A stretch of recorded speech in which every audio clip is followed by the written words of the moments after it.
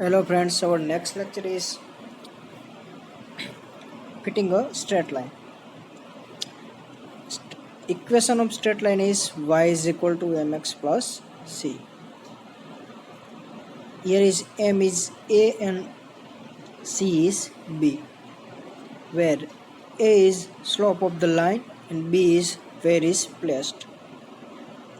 Means b is 0, then straight line passing through origin, b is 1, then straight line passing through someone over here.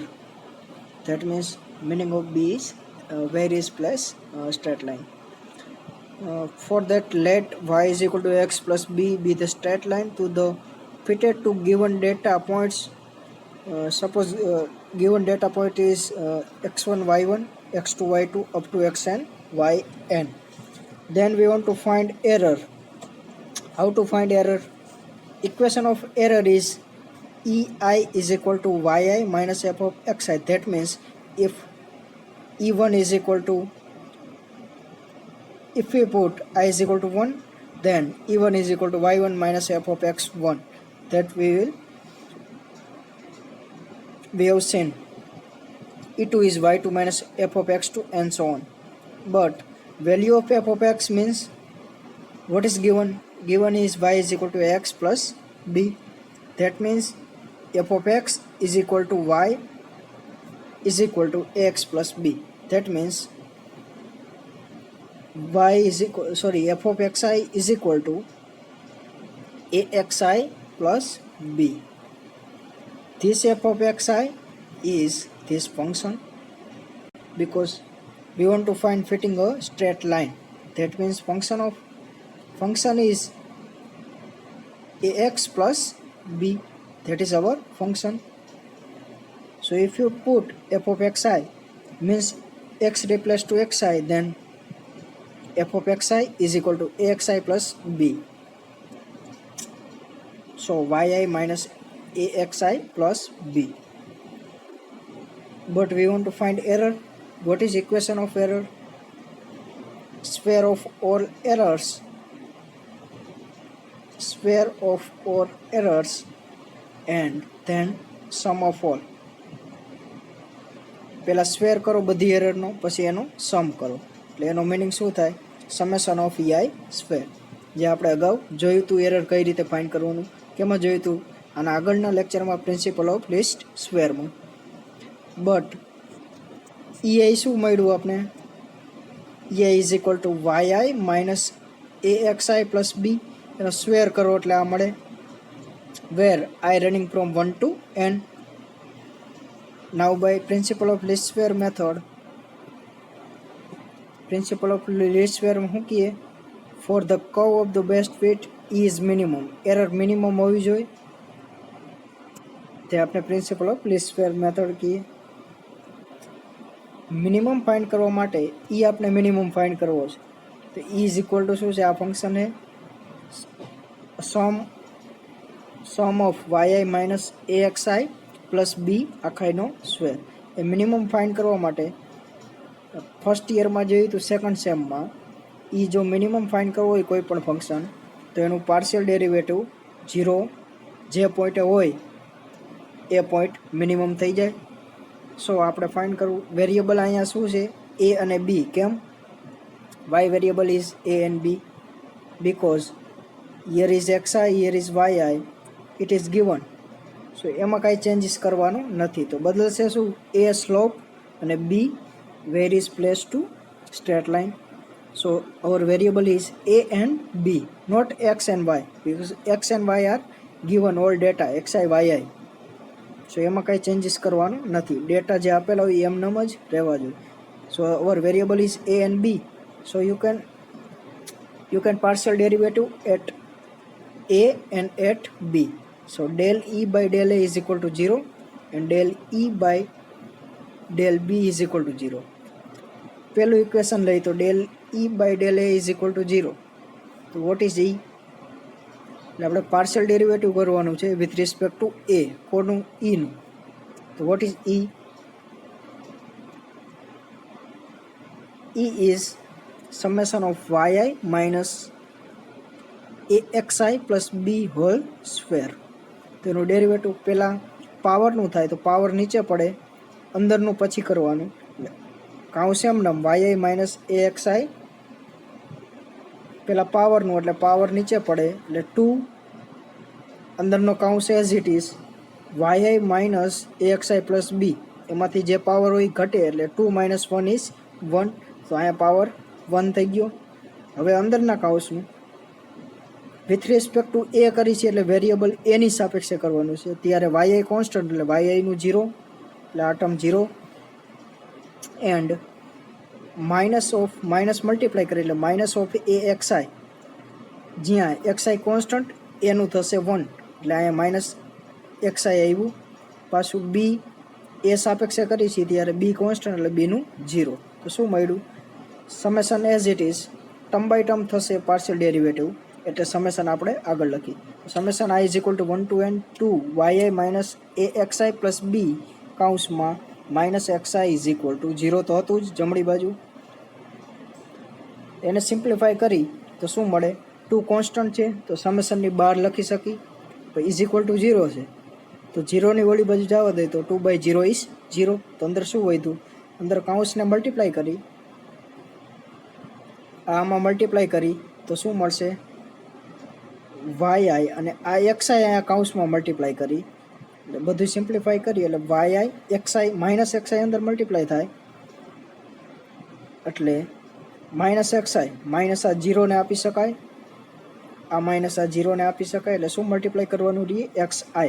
તો Y into XI minus AXI square, પાછું આ x minus અહીંયા multiply થાય એટલે minus B XI is equal to 0.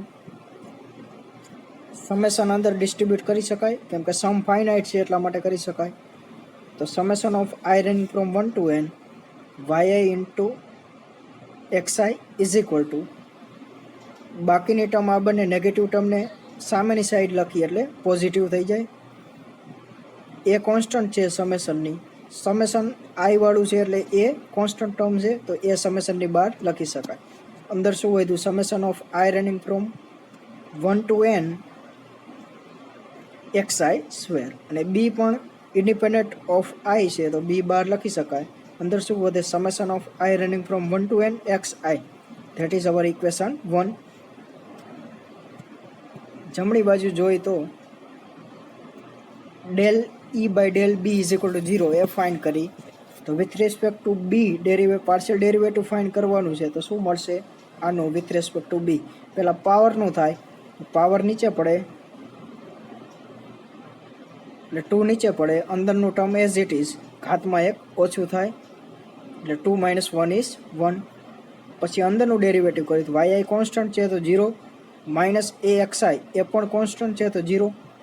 આ minus અહીંયા multiply થાય એટલે માઇનસ બીનું બી સાપેક્ષે ડેરિવેટિવ -1 તો અહીંયા બાય -1 મલ્ટીપ્લાય થયું.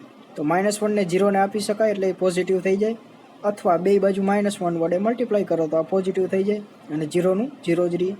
અને 2 પણ 0ને આપી દઈએ તો 0/2 ઇઝ 0. અંદર શું વધ્યું? Y minus AXI minus B. તો વાયને કરતા બનાવી તો summation of I running from 1 to n Y is equal to A summation I running from 1 to XI plus n into B. કેમ આવ્યું? Y n into B, because શું મળશે? આને જમણી બાજુ રાખી તો summation I running from 1 to n into B આવશે, અને આ ટર્મ તો આવશે જ, is equal two B constant છે તો બહાર લખી શકાય. Summation I running from 1 to n into 1, તો 1 કેટલી વખત રિપીટ થાય છે? n વખત, કેમ કે I running from 1 to n છે એટલા માટે. I running from 1 to n છે, 1 n વખત રિપીટ થાય તો 1 + 1 1 + 1 અપ ટુ n ટાઈમ્સ એટલે b ઇન્ટુ n આવે. 1 + 1 એ રીતે n ટાઈમ્સ છે તો એનો સમ શું થાય? n થાય તો b into n. That is our equation number 2.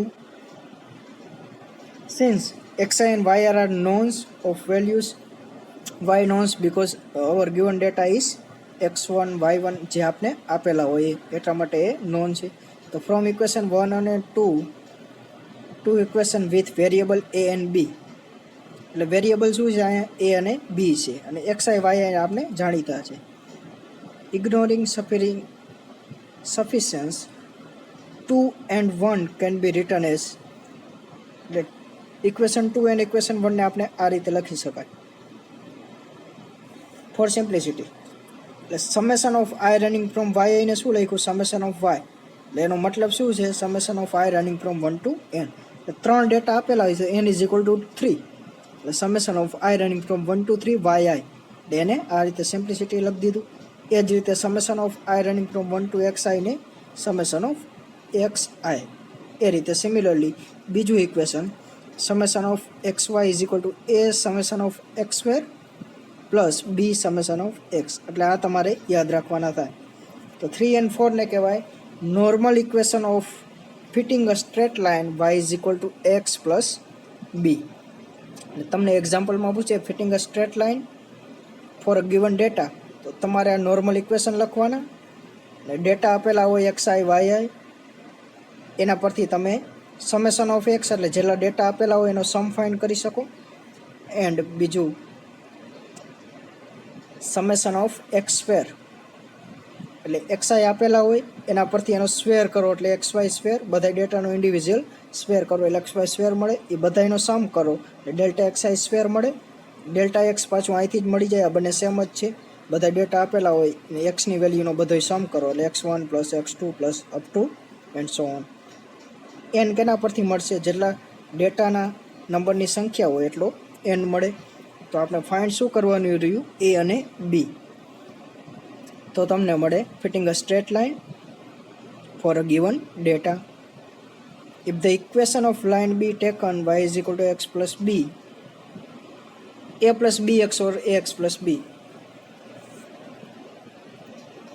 અથવા અહીંયા એવું કીધું છે કે એ રિપ્લેસ ટુ બી કરી,